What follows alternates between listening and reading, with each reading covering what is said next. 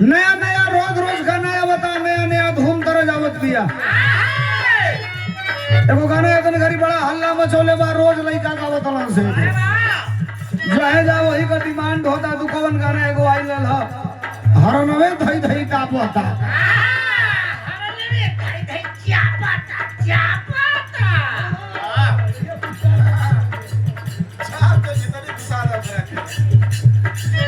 Driver अनाड़ी रही ओकरा पते ना रही सारे की गियर लगावे के बाद एक्सीलेटर दबावे के बाद वो खाली हरनवे दबाई। गाड़ी ओकरी बाद आगे कहाँ बढ़ी पाई। गाड़ी के आगे बढ़ावे खातिर गियर लगावे के पड़ी। गियर लगौला के पहले क्लच दबावे के पड़ी और तब क्लच छोड़ के एक्सीलेटर दबावे के पड़ी। छोड़ा ही हरनवा ला के छोड़ता। थोड़ा सा सुनिएगा, बिरहा केवल गांव में नहीं रह गया। मैं प्रमाणित करूंगा आपको और पर डिटेंशन पॉइंट की बात करूंगा, सुनिएगा। बिरहा गांव से निकलकर शहरों तक, उत्तर प्रदेश से निकलकर बिहार तक, झारखंड होते हुए मध्य प्रदेश होते हुए भारत की धरती से निकलकर मॉरिशस, फिजी, बैंकॉक, थाईलैंड जैसे, सूरीनाम जैसे देशों तक बिरहा चला गया। इत्मीनान से सुनिए हमारी बात। मास्टर को गाना बजावा तड़न, एगो लड़की बड़ा नया नया गाना गवतिया। हम कहनी कि तुहार नया ठीक बात है, हमार नया है सुनो। आज के जमाना में कुछ चीज ऐसा बा जो नौका लइकन से पूछल नहीं करना जानी हसा। क्या बोले बनी मास्टर?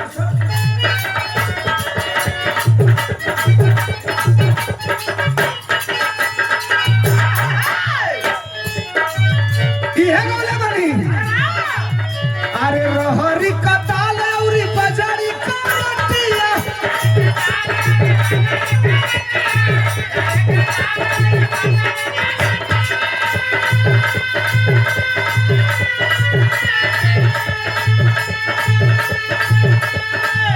चंचल आज की नौका लइकन से कहला कि बजड़ी बुझेला, बजड़ी नया जनरेशन वाला जे जवन चीज खाई ना वो कैसे बताई ना जानी। हंसा नया लइकन से पूछला कि ढेबरी बुझेला, ढेबरी।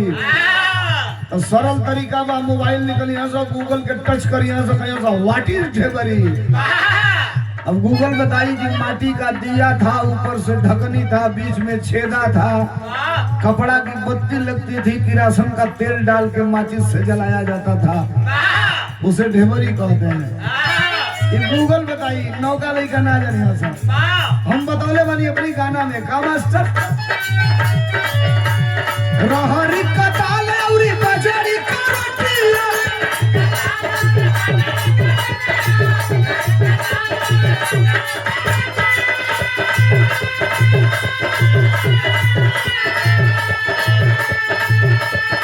रहरी कताल औरी बजरी कटिया, ओहू कया कहानी का बात। धनी हो सपनवा हो गईले, अरे धनी हो सपनवा हो गईले। ए अगहनी के धान तू जान तो चंचल कैसन होला, लाल लाल होला, गेहूं नियर मोट होला। आज के लइकन से पूछला कि अगहनी के बाद पहले अगहनी का धान होखे तो ओकर चूरा कुटवावला में बिना चीनी या भेली डलले मीठ लागे। अगहनी के जब भात बने तो लोग मारे से वही में नमक डाल के लहा के खा ले, उधर सट सट घोटा जा। आजकल धान का वेराइटी गड़बड़ हो गई बिया, सब हाइब्रिड धान आवता ना, सब हाइब्रिड चाउर आवता। इतनी घड़ी का तो भात खा ले तो डॉक्टर कहता शुगर हो जाएगा, इसको खाइए मत। और उतनी घड़ी का भात खा ले तो ही में ताकत होखे। तब हम लइकन से पूछली मास्टर, अरे रहरी कताल औरी बजरी कटिया, ओहू पया कहानी का भात। धनी हो सपनवा हो गईले, अरे धनी हो सपनवा हो गईले, लौके ना वो खरिया जात। धनी हो सपनवा हो गईले, लौके ना वो खरिया।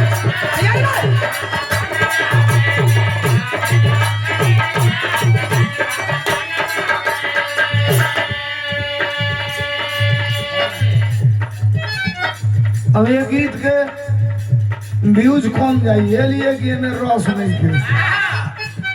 ये पुरानी पारंपरिक वाली गीत बा, लेकिन मास्टर तनी सा कुछ चेंज करके बजावत है उनका। मास्टर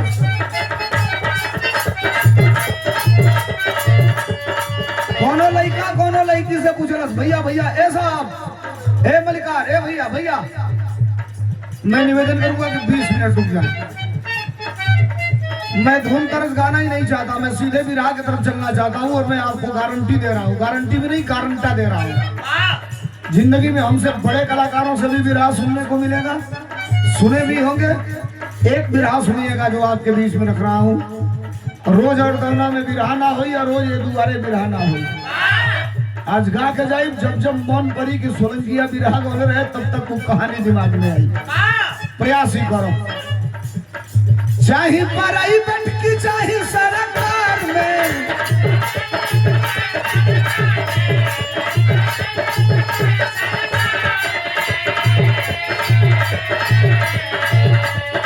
खोजे लुकुन कमल अपना भाकार में,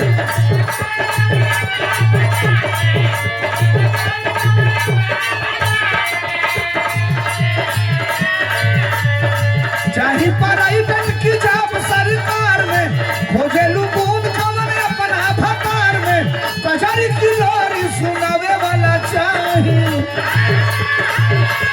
अरे कचहरी की लोरी सुनावे वाला चाहिए। अरे जब हमार उसी का बनावे वाला चाहिए।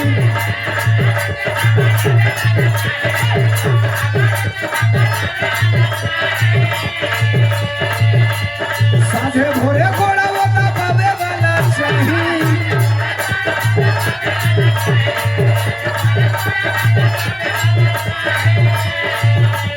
जब हमार उसी का बनावे वाला चाहिए। साझे भोरे घोड़ा होता पावे वाला चाहिए। हमके बोला पलंगिया हिलावे